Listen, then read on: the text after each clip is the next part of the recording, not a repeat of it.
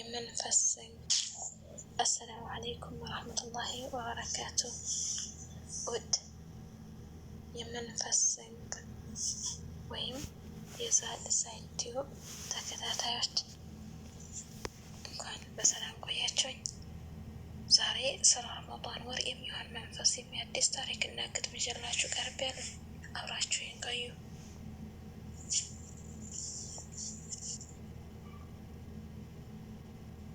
ትምህርታዊ ታሪክ ይለናል ርዕሱ ዘስቶሪ። በአንድ ወቅት አንድ እጅግ በጣም ምስኪን የሆነ ሰው ነበር።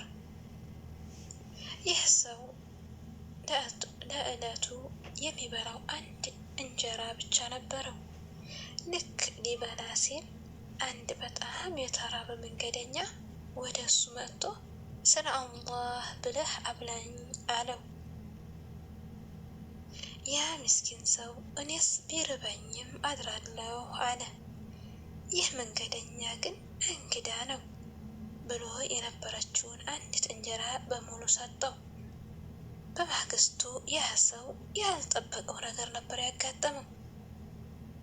ሳይጠብቀው አንድ ዘመዱ መጥቶ ብዙ ስንቅና ገንዘብ በስጦታ ሰጠው።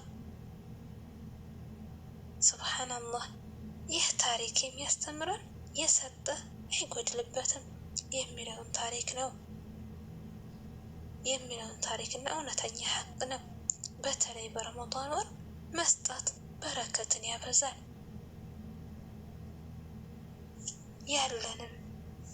ባለንም ነገሮች ላይ አላህ ጨምሮ ይሰጠናል።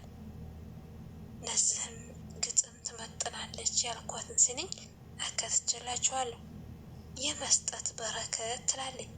እጅን መዘርጋት ለተቸገረ በረከትን ያፍሳል ጌታ ከመከረው።